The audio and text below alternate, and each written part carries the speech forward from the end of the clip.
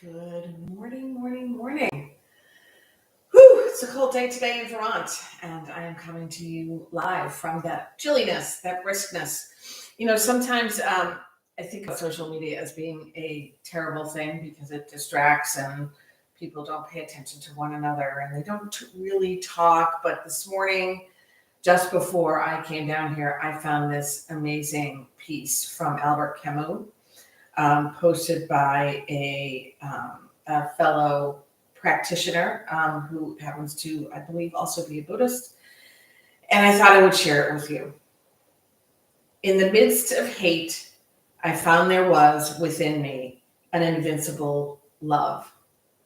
In the midst of tears, I found there was within me an invincible smile. In the midst of chaos, I found there was within me an invincible calm. I realized through it all that in the midst of winter, I found there was within me an invincible summer. And that makes me happy, for it says that no matter how hard the world pushes against me, within me there is something stronger, something better, pushing right back. That is pretty amazing. And to me, the perfect beginning to a heart-opening yoga practice. It may have some flow to it. I haven't really decided yet. But I definitely want to really work on releasing the crap, the negative, and opening up to receive. And in opening up to receive, we also open up to give. Last night, I spoke in my class of the heart chakra, which is often thought of as a diamond or a gem. I tend to think of it as an emerald because the chakra is green. The color associated with it is green. And my intention today is to help us kind of sweep away all the obfuscations, all the negative energies and emotions from around the heart. If we don't get all the way there, that's just fine. But I want you to remember that just like the sun is always there, it's just that sometimes we cannot see it. We might not be facing it. There might be clouds in front of it, but it is always there. So too is the gem of unconditional love, of compassion, of kindness within us, which is our heart. So we're going to start off. You can cross your legs, sit up nice and tall. We'll start with the shoulders. Drop your hands now onto the ground and shrug the shoulders up to the ears. Breathe in, breathe in, breathe in. Reach them behind you. Really squeeze the shoulder blades together, but draw the belly in and up a little bit. Let it go. Again, up, back. Third time.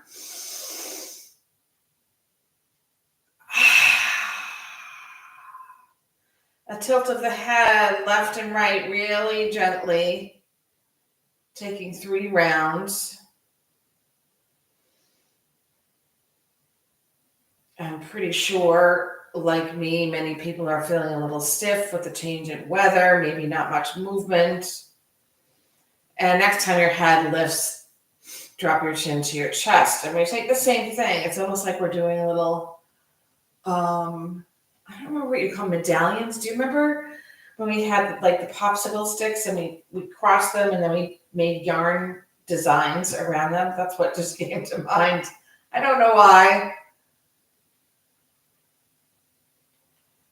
And the next time the head drops back, you're going to draw everything in and tall, shoulders away from the ears, and your chin just kind of hovering above the chest. We'll drop the right hand, right fingertips to the earth and lift the left arm. Get super tall in your chair and then take a tilt over to the right. Lift the heart, draw the belly in, see if you can loosen the legs.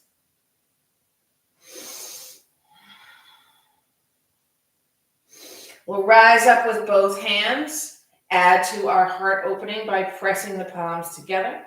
Dropping the fingers behind the nape of the neck or between the shoulder blades, and then pressing the head back into the pillows that your forearms make. But rather than dumping a lot of energy into your low back, see if you can tilt your tailbone forward. It makes it harder to loosen the legs, but go ahead and give it a try. Now clasp your fingers, like interlace them, place the palms against the back of your head, open your elbows a little bit more.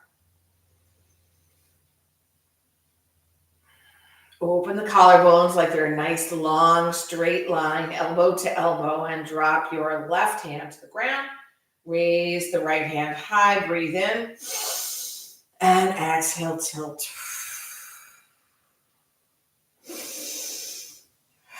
Smile on your face, perhaps. Remembering the words of Camus. What is inside us is stronger than what is pushing back. Rise up again. This time we're going to take the hands and bring the middle fingertips together and then place that whole thing behind the head. And you're going to spread the hands a little bit so the fingers are just behind the ears. So making this sort of isosceles triangle with the head, the elbows, the collarbones. Spread, spread, spread the elbows, draw the belly in. Next exhale, we're going to twist to the right, dip the left elbow, maybe touch the knee, maybe not. It's kind of hard. We'll drive back up. Twist to the other side. Dip the elbow toward the left knee. Rise back up. Working on our spine, lubricating it. Take it the other way. Probably stretching a few areas you haven't stretched it a little bit, and we'll take the other side. Dip. Lift, dip and lift. Don't double dip. And we'll come to the final round to the right. Dip the left elbow, rise back up, turn to the front, to the left, to the left. Dip the right elbow, rise back up. Nice.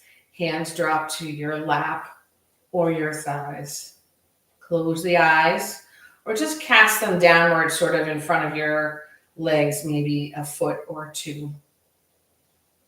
Take a big, big, big, big, big, big, big, big, big, big, big breath in. Release. 2 more.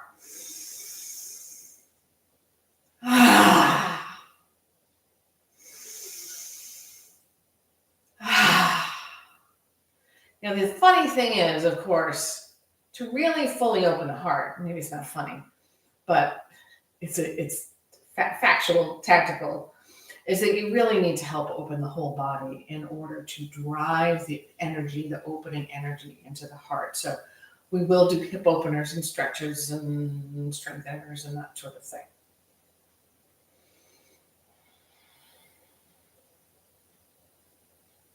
Drop your hands by your sides, float them out and up. Cross the wrists and bring them back down. Lift them up, cross the wrists the other way. Sweep them back down. 2 more. Cross the wrists the other way, swing them back down. And opposite cross, swing them back down. Hands will come behind you. I'm going to remove my little meditation pillow. And take the feet so that they are aligned with one another and touching in the soles.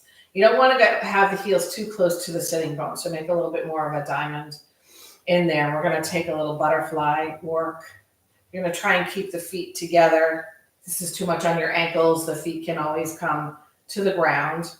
We're working the inner muscles, the adductors.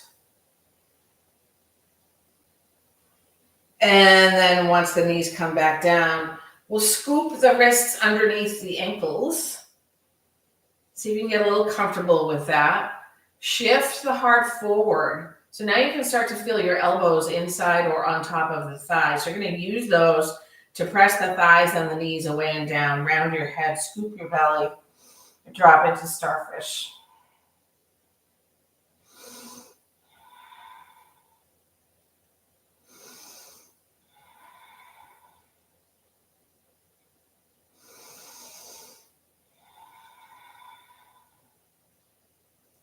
Use the belly, rise back up. We're going to move this into a very light back bend by taking the hands behind the bottom, palms down, fingers facing your bottom, keeping the soles of the feet together. We're going to lift from the top of the pelvis all the way to the breastbone. Squeeze the shoulder blades together and then lift the heart a little bit more. We'll take all of that again. Strong and long, pelvis to breastbone, shoulder blades draw together, heart lifts to the sky, head drops back.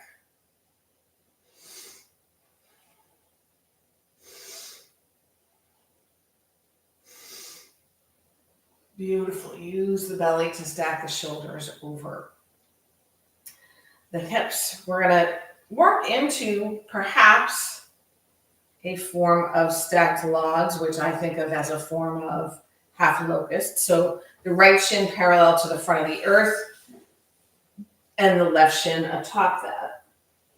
Can be really, really hard, especially this early. So you might place a bolster or pillow or blanket underneath your thigh or your knee. We're going to sit up nice and tall, activating both feet so the sets of toes point toward one another. And just sit up straight. Karen, what does this have to do with back bending, with opening up the heart? Well, the sitting up straight part for sure does. The releasing of the shoulders away from the ears does. The drawing in of the belly is a part of the back bend that helps protect you. And as I mentioned, you want to have the body as open as possible to support the heart opening, the back bend. We'll take a little twist, bring the hand or forearm to your left foot and the right hand behind, but don't lean into that right hand. Let the shoulder melt away from your ears and just use it as a guide. Breathe in and twist. Breathe in and twist, lubricating the spine, opening up the collarbones. Inhale, front and center, twist to the other side.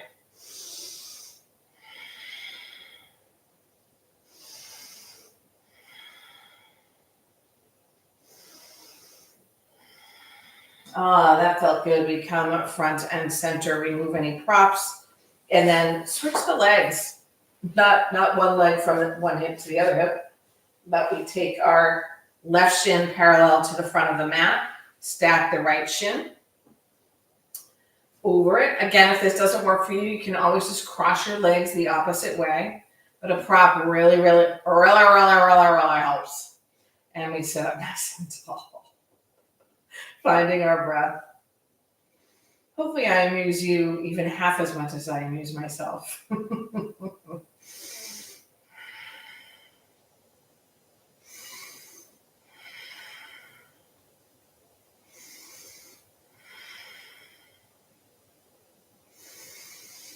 And we move into a twist. Arm or hands on the sole of your right foot. Back arm, not like a kickstand, just like a little guide. Long torso, twisty, twisty.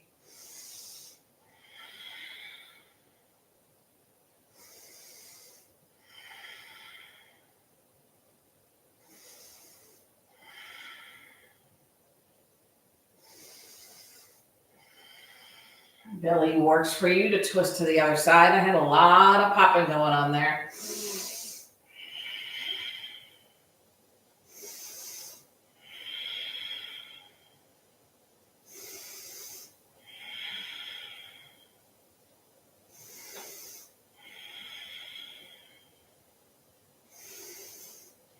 And we return front and center, moving our way into a child's pose. If you like a really restful child's pose and you have a bolster or a couch cushion or a long pillow, when you bring your knees apart, you can place, this is too small, but you can place the bolster or cushion between the knees and just make sure you have something for your chest or head to rest on. That can feel really delicious. If you do not, or you prefer to not use a prop, that's cool too. Sitting bones draw toward the heels, so as if you're drawing the sitting bones back and down. Take a big breath. Release it. Notice now if the thighs or the hips feel a little tight. We didn't do any thigh stretch yet, so think of this as your first quad stretch.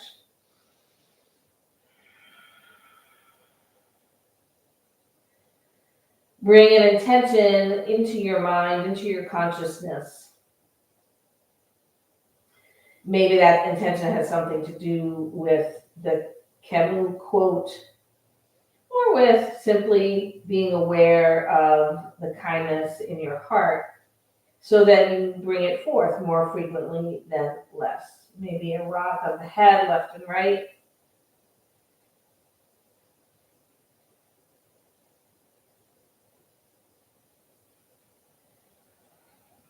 We'll make our way into a tabletop, wrists under the shoulders, knees under the hips, feet as wide as your knees, and take any movement that the body is guiding you to. That could be cats and cows, it could be hip circles, hula hoop movement, anything that feels good. Just use those muscles. And on your cow, you're going to make sure you really are reaching that heart forward and pressing the shoelace sides of your feet into the earth.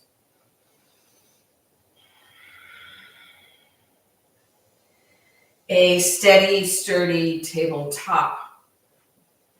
You might move your knees in just a tiny bit.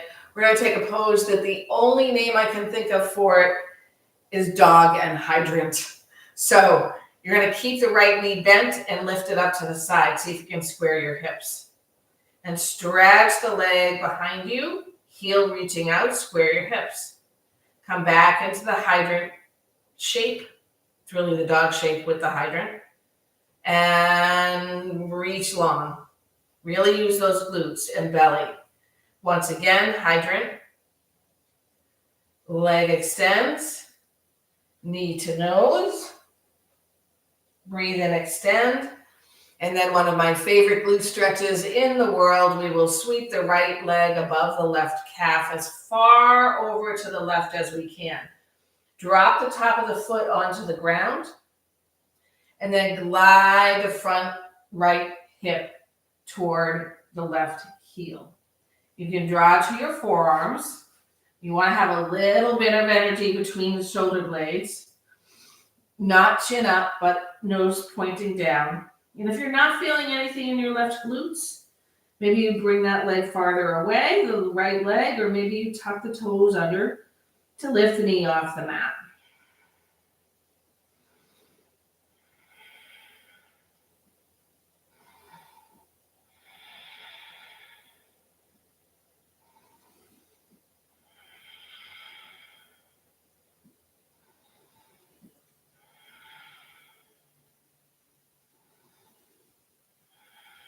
As you draw back to your three-legged tabletop, you're going to take the hydrant pose again and then extend your leg to the right. Plant the sole of the right foot on the ground. So you're really stressing the energy, not stressing like a bad thing, but focusing the energy on the outer part of that foot. We're going to walk upward, so we're kneeling. If you need to fold over your mat under your knee, feel free. You might even take a little bit of a kickstand by moving the left foot a little out to the left. But you really, really, really want to have a strong, powerful, can I say really, really, really any more times? Strong and powerful right leg. So rise up, gather the belly in, float the left arm high, and then as the right hand slides down that right leg, you take a tilt pelvis forward. Now you're really stretching probably the outer part of the left thigh, maybe even the front. Gate latch pose. Somehow that seems to go with the dog hydrant. Get away from that gate. And then we'll rise up. Situate the left hand outside the left knee. I have to bend to do that. You might too. And then as the right arm lifts to the sky, the pelvis presses forward. We continue to use the whole right foot.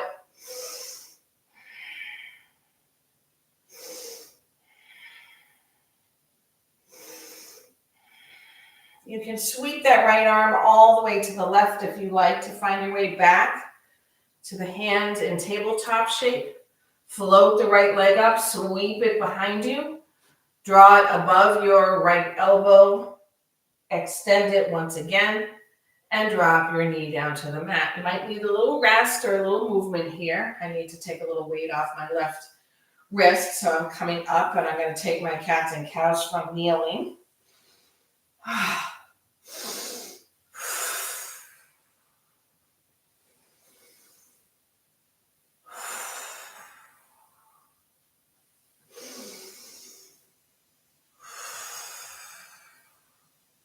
3 to 5 of whatever movement you're taking. And if you took something that is asymmetrical, it's time to move and take it to the other side.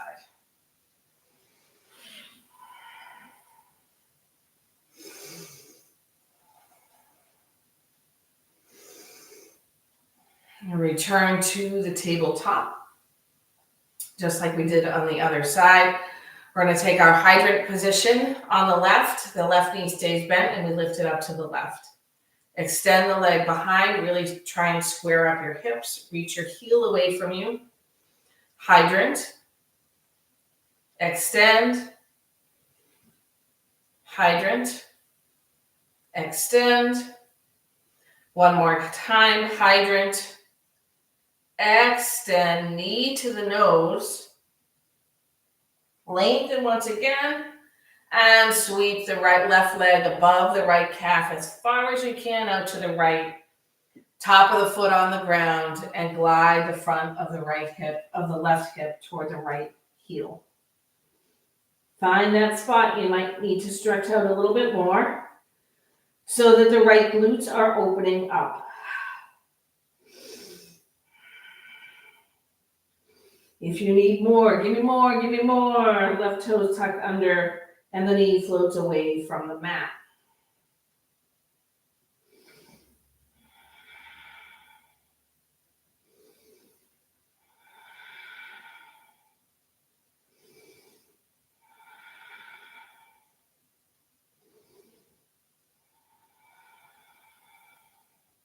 We're going to rise back, three-legged tabletop, knee toward the nose.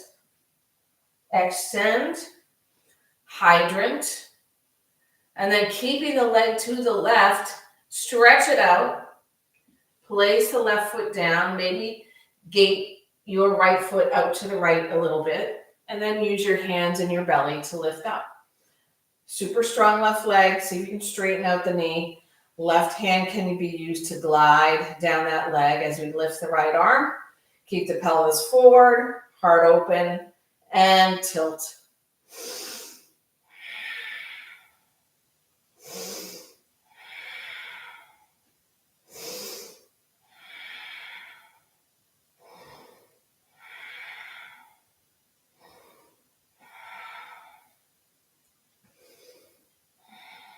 And then the right hand outside the right knee. As I mentioned, I have to bend to do that. And then as we lift the left arm, the pelvis draws forward. So it's like we're between two panes of glass. We move from gate latch to rock star.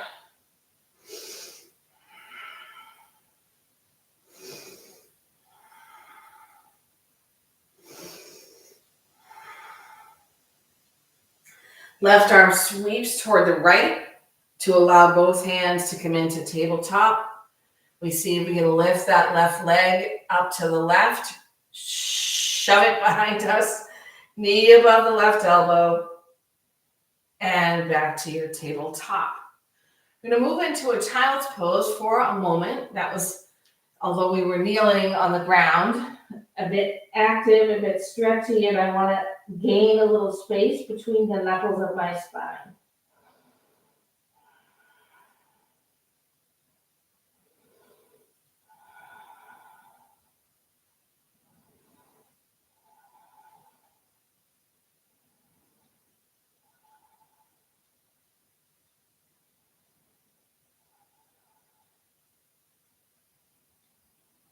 Return to your tabletop. Step the left foot outside the left hand. It might come slightly off the mat. That's okay.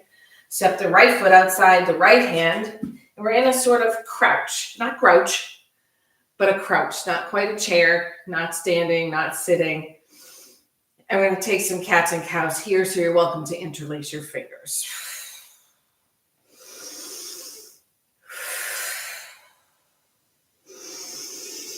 Really reach that heart on the cow.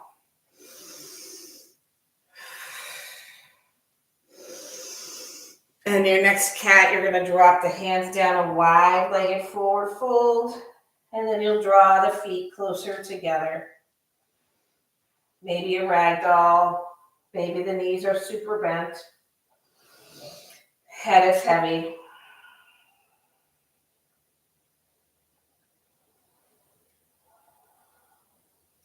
We'll rise up to mountain pose, taking our time.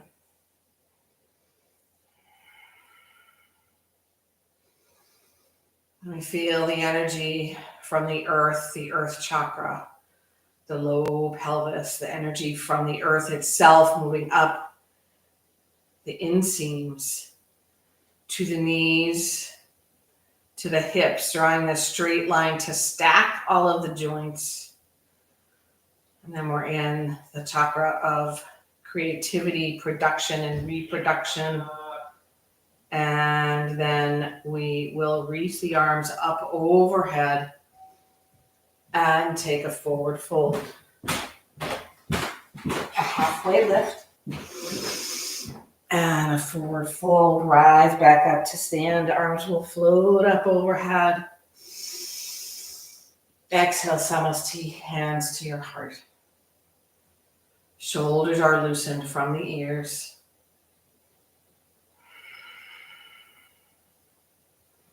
And consider what brought you to your mat today.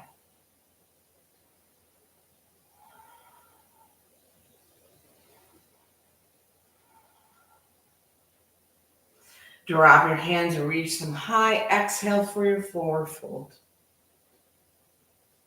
Halfway lift. And a forward fold. Step your left foot to the back of the mat. Runner's lunge. Set yourself up. Nice, powerful back leg. Left hand down, right arm high, or the heel of the right hand at your low back.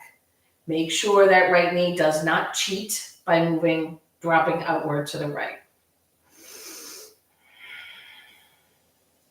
We're going to move into Anjaneyasana, a back bend pose, right hand down, back knee to the earth. Untuck your toes, lift up.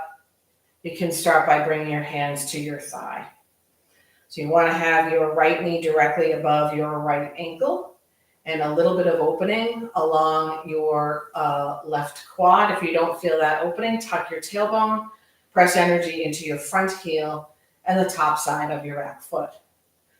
I like to drop my arms first because I find a deeper back bend than the arms overhead, but it is your choice.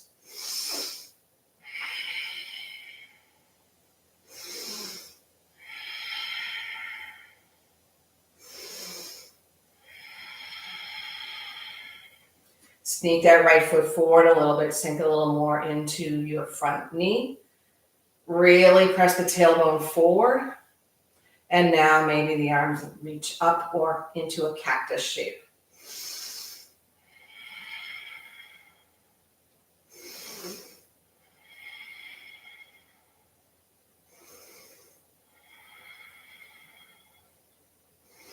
We'll move into pyramid pose. So the hands free in the front foot, the back toes tuck under.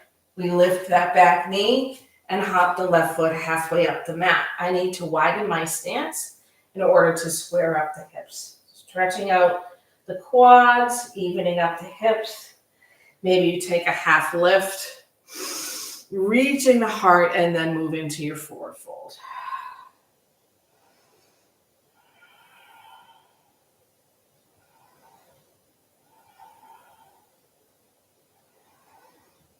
The back foot steps up to meet the front, and we move into a chair pose. Now what we're going to do is take the opportunity to remove any remaining toxins or upset or emotion that is distracting us. So it's a whoosh sound as the hands come behind us and we come back into chair. Whoosh. And up. Whoosh. And up. Whoosh. And up. And all the way up to stand. Exhale, forward fold. You can take a swan dive and a halfway lift. Remember that heart. Exhale, forward fold. Step your right foot to the back of your mat. Set yourself up for this powerful runner's lunge and into your twist.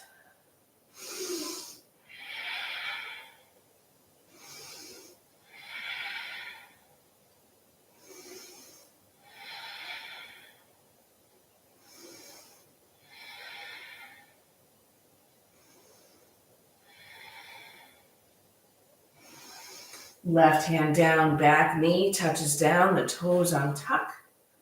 Rise up, hands to your thigh. Get yourself settled. Powerful legs, energy into the feet, and maybe hands by the side or overhead. Sometimes we work so hard to open up the collarbones and the heart, squeezing the shoulder blades together, that we forget the low back. And that is where the belly and tucking the tailbone come in.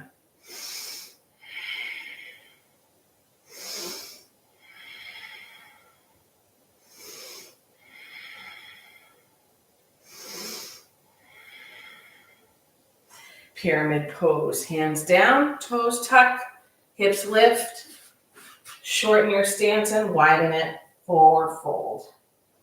Set your hips up square with a halfway lift and a fold.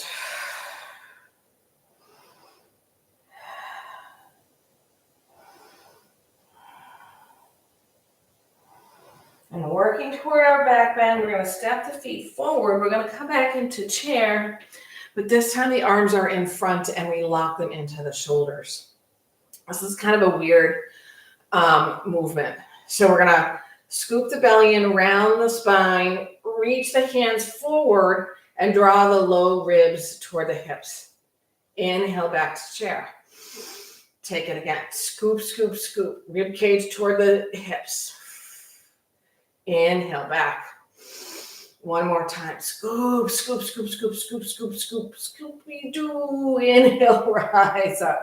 Exhale, forward fold. We'll take a step back.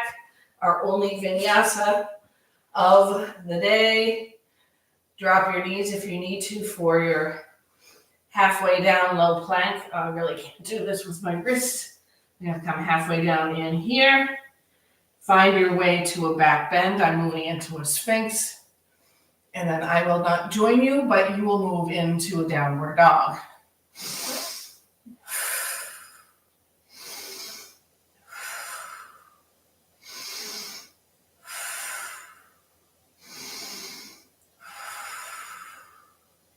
Next, inhale, peel forward to your high plank. And drop your knees so you're in a tabletop. You might need to adjust the length of your tabletop. We've done quite a bit of opening, but we're going to work the shoulders a little bit before our beauty back bend. Beauty back bend. So come to sitting on your feet if you can. You can always place something underneath your thighs. Arms come to a cactus shape. Right elbow underneath left, and we find one twist or two. Lift the elbows higher than the shoulders, draw the belly in. Then we're going to rise up to our knees. Then we're going to scoop the elbows toward the navel. Rise back up and inhale. As we exhale, we come back to seated and the arms spread into cactus. This time the other way, left elbow under right. Find your arm position. Rise back up to the knees. Exhale, scoop the belly round the spine, elbows toward the navel. Inhale, rise up. Exhale, sit. Cactus shape arms, and then we drop the arms behind us. Interlace or hook the fingers. So we're moving sort of upward. We started with mostly with the legs and then up into the hips and up into the rib cage. And now we're really taking the more complete heart opener. I'm not saying we haven't done a back bend, because we did do a couple of them.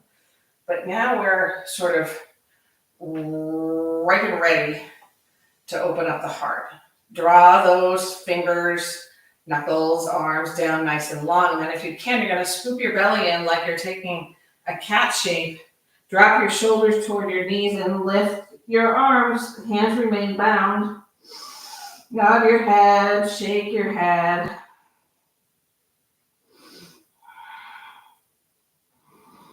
Using the belly, we're going to kneel up and rise up. Keep your bind. Come back to an open heart, maybe reaching the shoulders back even more and dropping the head back.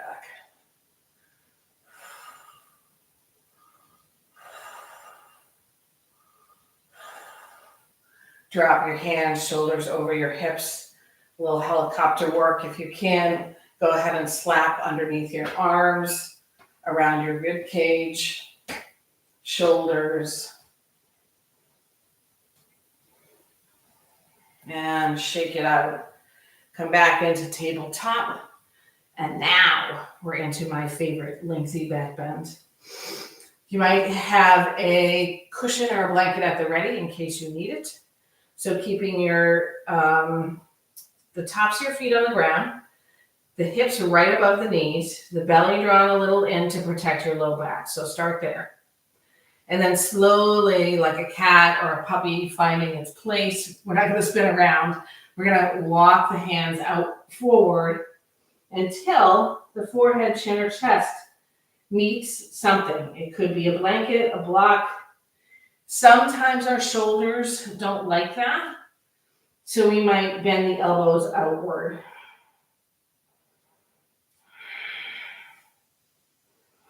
The idea here is that the heart is coming closer and closer to the earth. So this sense of the heart chakra kind of being supported by the earth chakra. And the creativity chakra. And the fire confidence chakra.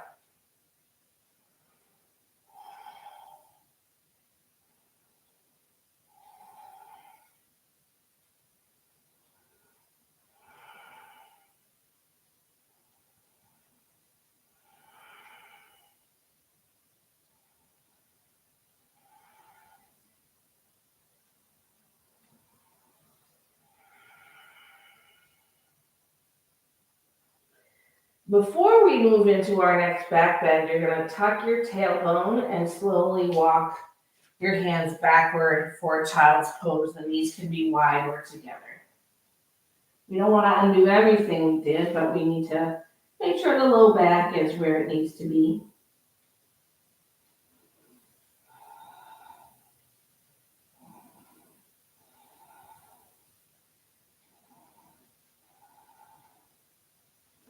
And glide your hands forward, lengthen the body to come all the way to the ground. The forearms will remain on the ground underneath your shoulders. We won't start the full back bend yet. I want you to get set up, fingers nice and wide. Maybe if you have low back issues at all, you bring your feet wide as your mat. Now before you go deeper, drop your head, press your bony hips toward the mat, lift the belly button. Imagine you're drawing the mat backward with your forearms, your palms, and your finger pads. And now heart forward, shoulder blades together. You might press away from the mat a bit and lift. You don't have to do the sting kind. I know he lifts up his head a lot. That feels a little cranky on my neck.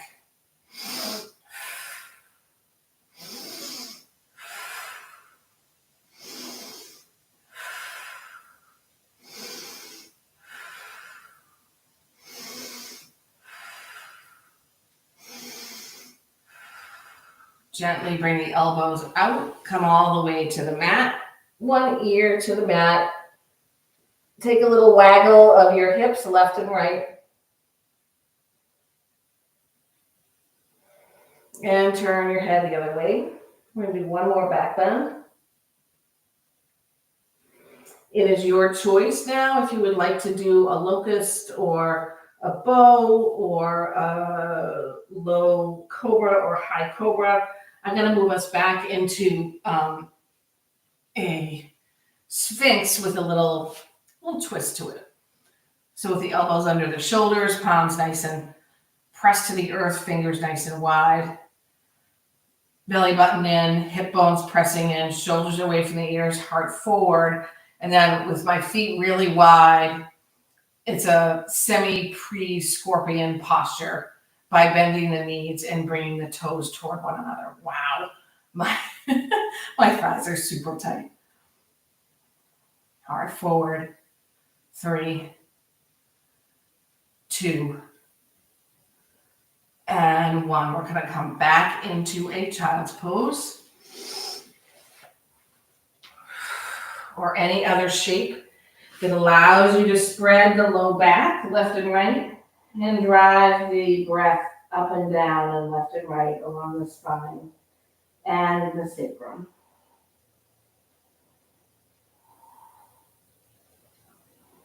If you like, you can add an upper back bend by pressing the palms together with the pinkies on the ground and sending the hands behind the neck or between the shoulder blades and walk the elbows forward just a little bit. That takes the effort out of the low back,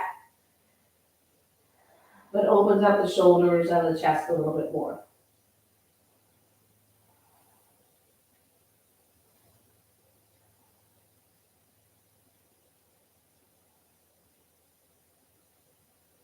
All right, hands on the mat. We're going to draw our way to a seat to find a couple of twists before we move into pigeon.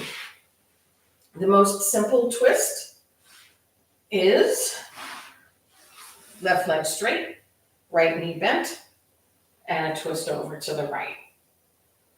If you like to make it more complex, you can cross your right ankle outside your left thigh. You want to draw the shoulders away from the ears so you can have a nice long spine and twist on the exhale.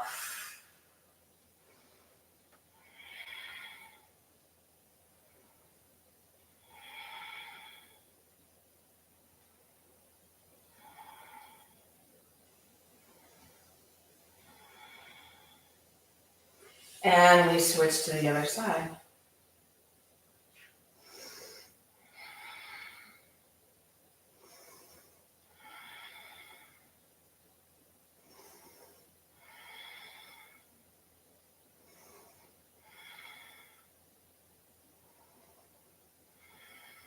Come front and center. Send your left knee out to the left. Your shin is as parallel to the front of your mat as possible. Lean onto that hip and swing your right leg around. We'll come into pigeon for a few breaths. If you like a back bend before that, feel free.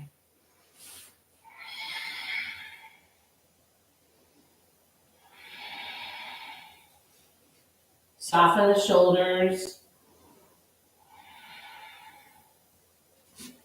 Lengthen the spine.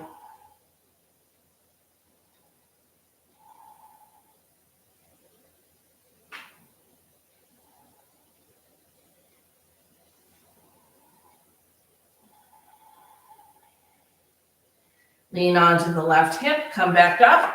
We're going to take that the other way. So the right leg in front, left leg behind. Set yourself up.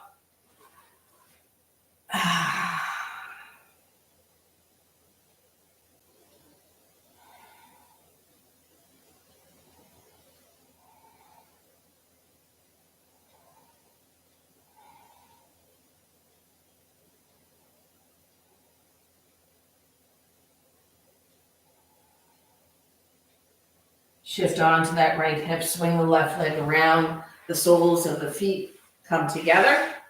You have a nice big diamond, or not so much, from in the insides of the legs. And we're going to slowly find our way to the ground with our backs for Supta Baddha Konasana. Arms in a cactus shape or overhead, your choice. Squeeze the shoulder blades together a little bit more.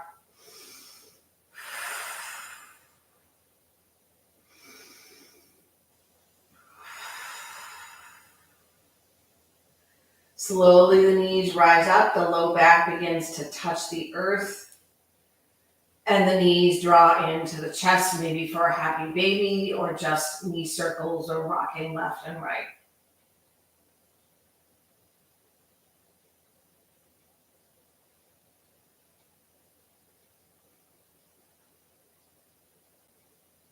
You can find candlesticks, shoulder stand, simple legs up the wall. Once again, relaxing the shoulders from the ears and pressing the shoulder blades toward one another and into the mat.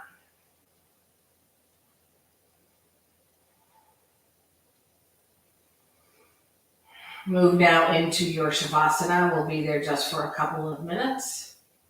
Whatever posture feels good to you, and if it's possible, flip the palms so they face the sky in a gesture of receptivity and relaxation.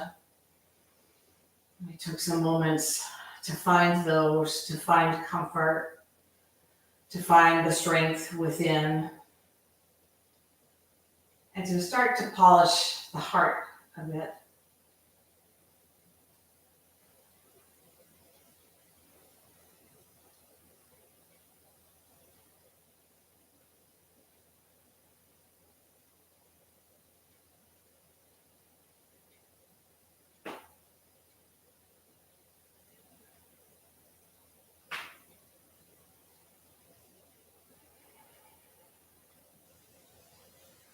A big, generous breath in. A huge sigh. Knees bend. You might come to one side before you come up to your seat. Or you might rock and roll your way there. Hands will draw together at the heart. We'll sit up nice and tall. And now picture this gem, maybe an emerald, right inside your chest. It's connection not only with your body, but with your consciousness. The chakra at the crown of your head. With your intuition, the chakra, the energy wheel at the center of the forehead. With your communication, the chakra at your center throat. With your actions, your words, your thoughts.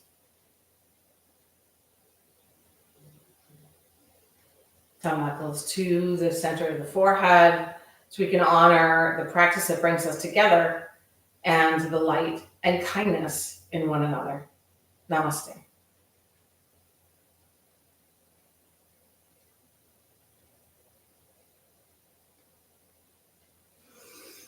Thanks to each and every one of you for joining me. I wish you kindness the day long and onward. And if you happen to struggle and feel alone, maybe look up that Albert Camus quote. I don't know where it comes from, but I'll bet you can find it if you search for something on Albert Camus in rough times. Have a really wonderful remainder of your day, your evening, your week, your weekend, and I'll see you soon. Bye.